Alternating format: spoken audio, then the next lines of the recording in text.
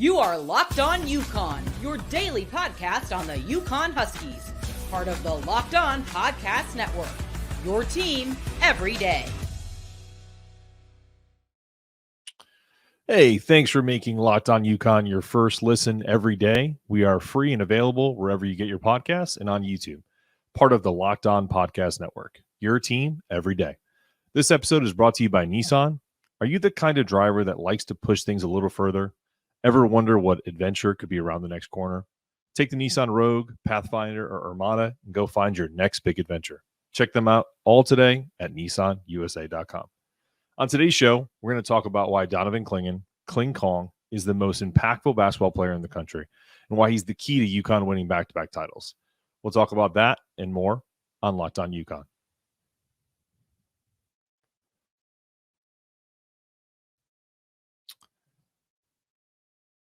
On today's show, you're Locked On UConn with the UConn Huskies. I'm your host, Mark Zanetto, here on Locked On UConn on the Locked On Podcast Network, your team every day. Thanks for being a part of the show, making Locked On Podcast Network a part of your daily routine. As you listen every day, leave a 5-star review, like the video and engage, comment, let me know how you're feeling and create this Locked On UConn community with me. Give me your thoughts on why or why not Donovan Clingan is the most impactful player in the country. I want to hear from you guys.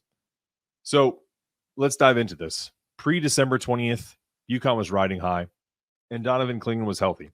The Huskies were 23rd in defensive efficiency, and that's according to Ken Pom. Although their internal metrics may not have felt that way, I know Dan Hurley made a reference that this defense was more like wet tissue.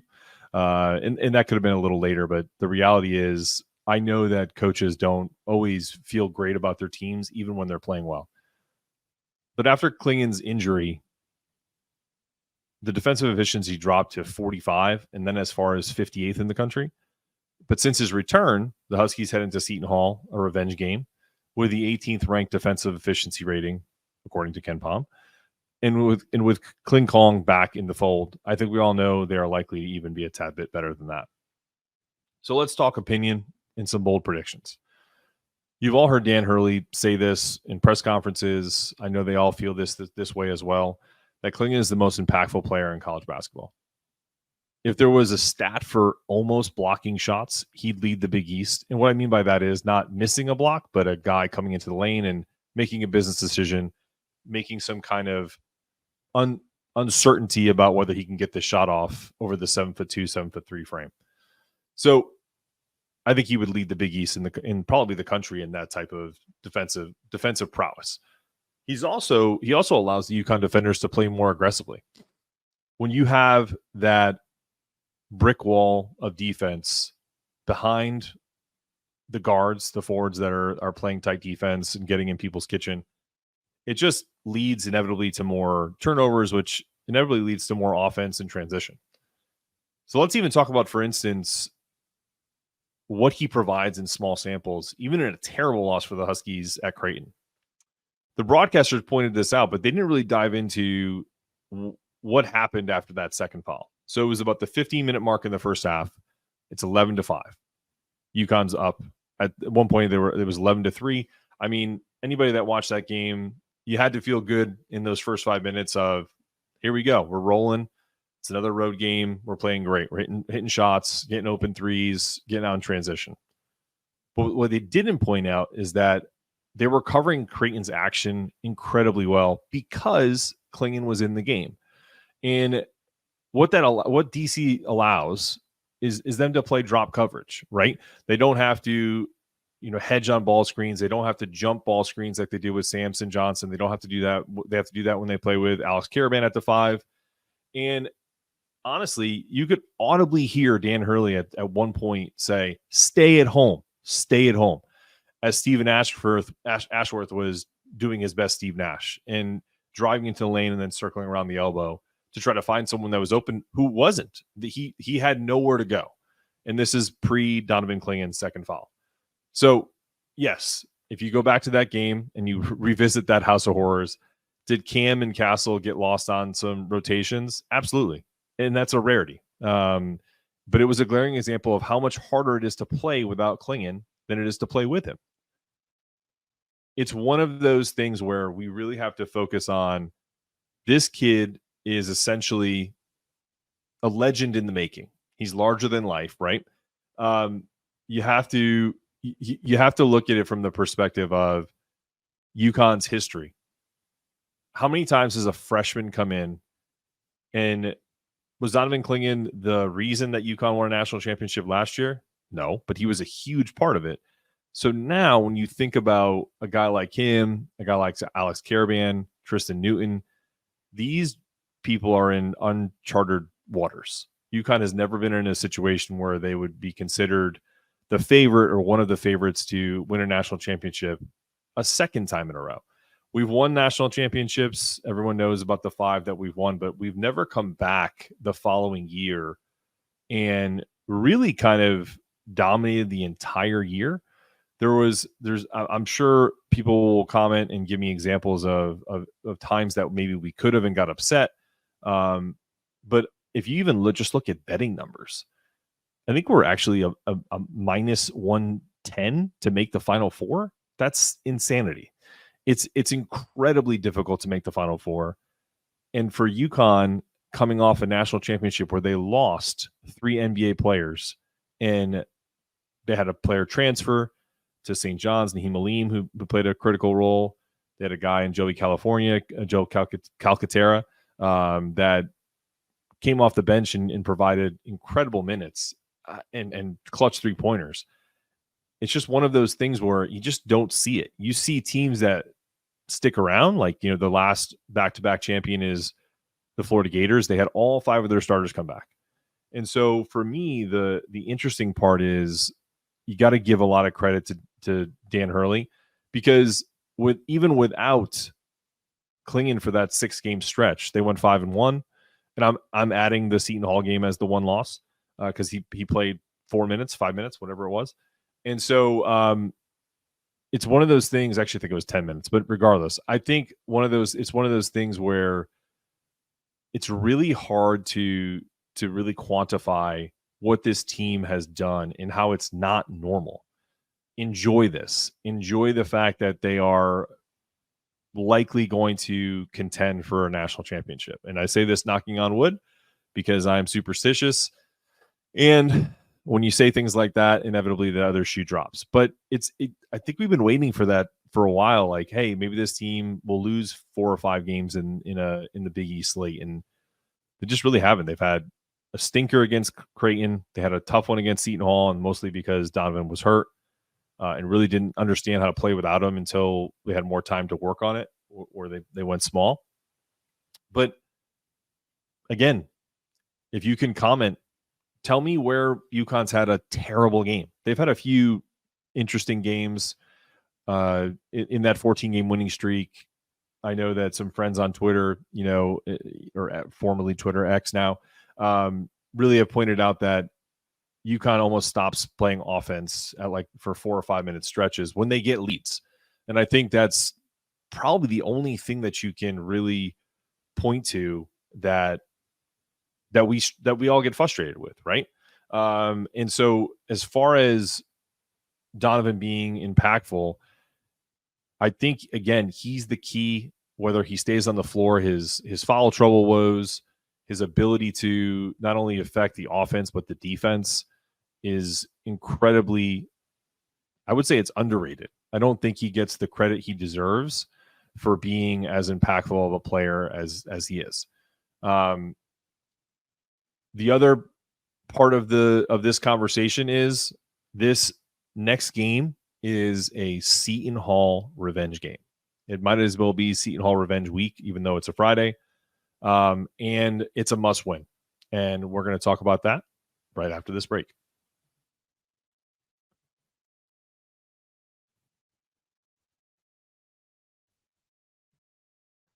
This game is a must win. Yeah, a must win. You heard me correct. Why is it a must win? Not just for pride and revenge on Seton Hall. That's objective 1, right?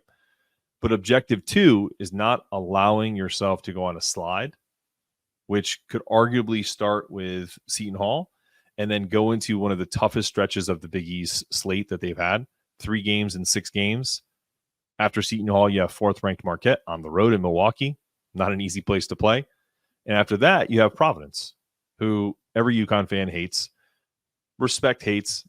You can kind of go either way there, depending on which fan you interact with. And who will be 100% chomping at the bit to avenge that 20. And Marquette will be chomping at the bit to avenge that 28-point loss. And the Providence team is gritty and tough. We all remember that game where Donnie Marshall and Tim Brando said, well, this is a beautifully officiated game. It was not. There was 700 fouls. Listen, I'm an older man. Those 8:30 starts, I think it was almost 9 o'clock. I mean, what time did that game end? I think my wife fell asleep on the couch and looked up and the game was still on. She was just like, what is going on? So it's one of those things where that Providence game could get real ugly real fast, especially if for some odd reason UConn plays poorly and goes on a 2-game slide. I don't expect them to lose at Seton Hall or against Seton Hall in Hartford at all, but that's why this is a revenge game. It's a business. It's 100% you just can't lose to the Seton Hall team. You can't get swept by Seton Hall, and especially with the 2 games that are on the back end next week. But back to the task at hand, right? How are we going to beat Seton Hall? And this is, again, I will repeat it. It's a revenge game. Kling KONG revenge game.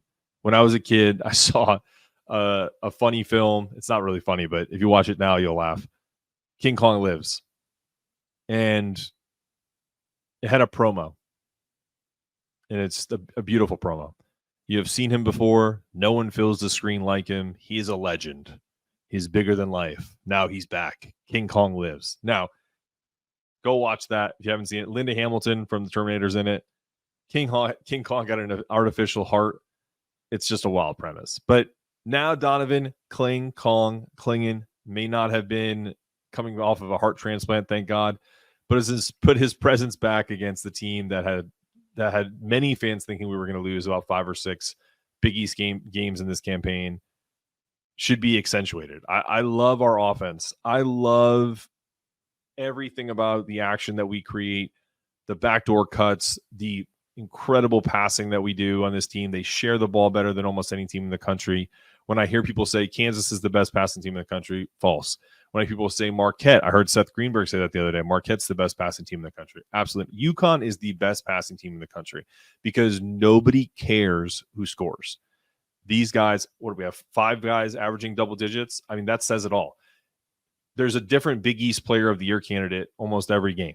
So, but what I want to see in this game in particular is getting Donovan Clingan in the post, establishing it every other possession. You don't have to do it every time. This isn't the 1990 Bulls. We don't have to dump it down to Bill Cartwright every 2 seconds in the first 10 minutes before Pippen and Jordan took over. I want them to impose their will on this Seton Hall team so that the rest of their offense, the rest of that motion offense, the rest of that pick and roll, just kind of lineup of death that we can kind of attack this Seton Hall team with our 3-point play, with our backdoors, with our action. I don't want that to go away, but I do want that to be augmented by Clingan getting some shots in the post because it's innate in every basketball player, even an old white guy like me who can't really run as fast as he used to. If I play pickup basketball, what's the first inclination that I do when a ball gets passed away from me? I drop down and think about helping. Ball in man. You learned that when you were, in JV or even 10 years old, right? If anyone played AAU or any of these travel teams, like you're not really playing a lot of defense. But I think when you finally get to that kind of defensive, ball in man situation, it doesn't matter what your coach says after that. Like once that's taught to you, and every person is taught that growing up, it's hard to stay at home. That's why you hear Dan Hurley screaming that against Creighton, stay at home, stay at home. If you establish Clingan in the post, what that provides, it loosens up the entire game. It loosens up lanes to the basket. It loosens up 3-point opportunities, and it makes them respect that Donovan Clingan can be an offensive threat. I do think that if there's one weakness that Donovan has on the offensive side, look, he's not perfect. And people try to compare him to Zach Edey all the time. Zach Edey's a senior. Donovan Clingan's a sophomore. I think Donovan's a much better pro prospect, but the reason why Zach Edey is like automatic around the basket is he's got a little attitude about him. And he automatically, whenever he's close to the basket, it's an automatic 2 points where if he turns his shoulders, he discards people and he dunks. Donovan does that from time to time, but it's not that kind of automatic, like you can dump it down to him and then it's an easy 2 points. It's mostly off of, layups or little jump hooks, which, listen, what's he shooting? 70%? I mean, these are tiny criticisms. But I'd love to, as a fan, see that aggression from him, that King Kong lives, like, I'm trying to find my lost loved one, and if anyone's in my way, I'm going to dominate. And because that's the theme of King Kong Lives, he's going after the female counterpart. But that is what I want to see, that next step. Do I think it's going to happen against Seton Hall? Probably not, but it'd be nice to see. And I think if they did that and established his dominance, that they win by 20 plus points easily. That's the first thing with Seton Hall. The second part is we have to stop Kadari Richmond. Kadari or Kadari? I apologize if I said it wrong. Here's some stats for you. 2021 sophomore year versus UConn. 27 points, 13 points, 14 points. He only averaged maybe 10 a game that year in 2021. 3 of his 4 biggest outputs that season were against UConn. 2022, 18 and 10, hurt in the second game. 2023 so far, this stat line is insane to me. 23 points, 6 rebounds, 8 steals, 5 assists. Do you think this kid isn't excited to take a trip up I-95 to see UConn? You stop him, UConn wins by 20 plus. And 3, stay out of foul trouble. When we play solid defense, we're not overly aggressive, there's not a team that can beat us. It's proven. These are opinions, but we can back them up by watching and realizing that this is something that we do. Let me make an analogy. We all love Dan Hurley's fire, how he fights for every call. But when he goes to that bad place and really starts to berate the refs, where they're forced to give him a technical or even toss him, it's no good. I mean, I think there are some funny moments where, where he pumped up the crowd and got a technical. That's more on the ref. I'm talking when he loses his proverbial mind and there's no going back, right? And he's already kind of crossed it and he gets that quick tee and then he's incensed and just goes from there, right? This is the same way I feel about when you play with emotion, when you play with that fire, you can't go too far because you end up fouling, you end up getting twitchy and someone shot fakes and you jump and they get you in the air and then that's an easy foul, right? Or you're setting a screen like what happened with Clingan and Creighton. I didn't think it was a great call, but just don't put yourself in that position, right? You got to be smart. You can't stick that, he's 7'2". That rear end is pretty big back there, right? So you're kind of sliding your hips around and all of a sudden, boom, you're out for the rest of the half. And, the rest was history. I firmly believe Creighton does not get that comfortable if Clingan plays a full first half. It may be a close game. Maybe they shoot 10 for 28, not 14 for 28. I mean, think about that. They shot 50% from 3. If they miss 4 shots of those, we win that game because we made a comeback. We got 22 points, cut it to 9. And again, the impact of Clingan cannot be understated. We win that game against Creighton, or it's very close if he plays that first half and doesn't get in foul trouble. But back to what we were talking about. I just feel like with UConn, that final thing, that final third option against Seton Hall is just stay at home. They have shooters, but you're not playing against Creighton. You're not playing against, a mid-major that all they do is shoot threes. They're definitely gonna jack from three.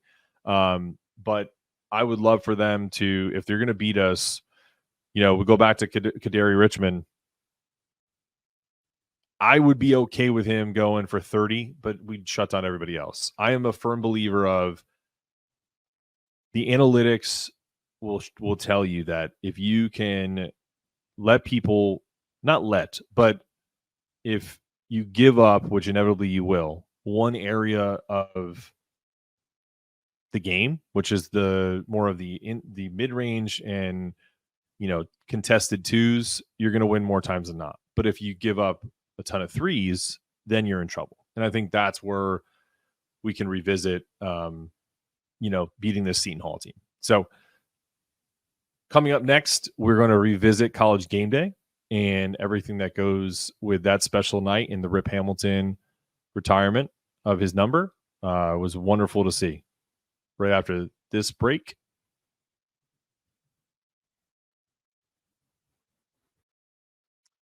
This segment of the podcast is sponsored by FanDuel. Get buckets with your first bet on FanDuel, America's #1 sportsbook. Because right now, new customers get $150 in bonus bets with any winning $5 bet. That's $150 if your bet wins. Bet on all of your favorite NBA players and teams with quick bets, live same-game parlays, exclusive props, and more. Visit FanDuel.com/lockedon and shoot your shot. Good luck betting out there. In our final segment, going back and revisiting College Game Day last Saturday, where it all started. When Jay Billis's hair looked like mine. The little crown at the top. Now Jay has gone full bald. Good for him. I have not gotten the green light from my wife to shave my head. I'll keep you posted. But then we snap back to present day, and we're talking about UConn being the most complete team in the country. I have to say my favorite moment of College Game Day was my guy, Rip Hamilton. Shout out Richard Hamilton making the half-court shot, as Jay Williams said. Got to get him back for 99, and then all net. Couldn't have been scripted any better. Quick little personal story with Richard Hamilton. He probably doesn't remember this. I'm sure he meets random people all the time. Met him at a Chris Rock Bigger and Blacker tour show. For those of you who are native to Connecticut, there's a venue called the Oakdale. I don't know if it's still open and doing shows, but they do concerts and comedy shows. I saw numerous stuff up there, and Chris Rock kept saying, "What's there to do in Oakdale?" So no one shouted out and corrected it. I guarantee if it was 2024, they would have, but 2002, 2003-ish, no one said a word. I think we're probably afraid to come at the king, but that's where I met Richard Hamilton, and just was a great dude walking out of the event, and was gracious. Not many people went up to him, but I did because I'm a huge UConn fan, and I think he was coming off could be wrong on the timing of it, about coming off the Pistons title, but either way, Richard Hamilton, shout out to you, all-time great. Something he said in College Game Day, I don't know if it was an interview or if it's just something I remember from the coverage. He knew, I think it was during the interview with Calhoun. Shout out the GOAT, Jim Calhoun. That coming to UConn, there's no pro sports. It's a special place. And I want to take this time to really kind of talk through what that means, right? When I was a kid, we had the Whalers, even the New Haven Nighthawks, a minor league NHL team. And I know there's minor league baseball, and I know there's still some hockey there. But Connecticut didn't have a pro sport. UConn's the show. There was a flirtation of the Patriots coming over from Foxborough and building a new stadium in Hartford. Still calling it New England, right? A lot of options to build a stadium in New England, but that was inevitably just a leveraging tool for Robert Kraft to get a new stadium where he wanted it in Foxborough. So never forgave the Patriots for that. I'm a Giants fan anyway, but it would have been cool to have an NFL team 20 minutes from my house. But that being said, back to UConn. UConn is the only game in town. The men and the women's basketball teams are 100% the pro sport of the area. And to be a UConn player, Rip mentioned that's how you feel, that you're essentially playing for a pro team. And some people may look at that as not a plus, but I do, because this is where, and I said this the other day to a friend, UConn basketball, men and women, is where you find a congregation of people that root for the Yankees, the Red Sox, the Mets, the Giants, the Patriots, the Jets, and numerous other pro teams. But that's mostly the likely area. Rangers fans, Islanders fans, Nets fans. They're all UConn fans in Connecticut, in that area. You get a couple of rando Duke fans, rando Michigan fans we won't talk of. But the idea of UConn being the main sport of the state, it's where all of those teams that hate each other in their respective sports, Red Sox, Yankees fans, high-fiving at Gamble, high-fiving at XL, Hartford Civic Center. So this was just a glorious event to commiserate and kind of say, look how far we've come. And there's something about UConn that it's like this transformation. And I know Patriots fans probably feel this way too, even though I'm not a Pats fan. Everybody thought that 2001 team that beat the Rams, 2001, I believe the first championship might have been, I think it was 01. Everyone was rooting for the Patriots because they were the underdog. And you have to believe that everyone was rooting for UConn in their first national championship against Duke, because who likes Duke? Nobody. And so, but we've kind of gone from that plucky underdog that had an amazing season with all these great players, Khalid El-Amin, Richard Hamilton, Jake Boskel, and now Kevin Freeman, can't forget him, and now become this, as Rich said, as Richard Hamilton said, the true blue blood of college basketball, because we just won again our 5th title. We're in position to win another, and Dan Hurley is not stopping anytime soon. This team is going to be good for a very long time. And we haven't even dove into the women's team, which we will as the tournament comes around. I mean, how many titles do they have? 11? So before we go today, I wanted to mention someone that is going to be a part of this show as a student correspondent, Kyle Bergstrom. I'll tag him in this for Twitter purposes, and really looking forward to his contributions. He took some pictures. He took some video. The video isn't as great, and nothing against him, but it's more quality wise. I did save one video that we'll show as we end the show here. But just some of the pictures from Gamble. This is some UConn fans at the game. Look at that. About 1, 2, 3, 4, 5, 6, 7, 8 UConn fans. Welcome to the Husky Pound. Really appreciate my man for doing that. There's another one with Kyle and Seth Greenberg. Shout out Seth Greenberg. He's been absolutely major praise for UConn. And then lastly, probably the funniest one, Kyle and a buddy of his with the Husky in stores. So I appreciate Kyle and appreciate his contributions. And we'll end with this one video of Kyle before we go to our last ad break. Enjoy. Let's go Huskies, baby! Yes, sir! Locked On has launched the first ever national sports 24/7 streaming channel on YouTube, and now it's also available on Amazon Fire TV and the free Fire TV channels app. Locked On Sports Today is here for your 24/7, covering the top sports stories of the day with local experts of Locked On, plus our national shows covering every league. Find Locked On Sports Today, now available on the free Fire TV channels app.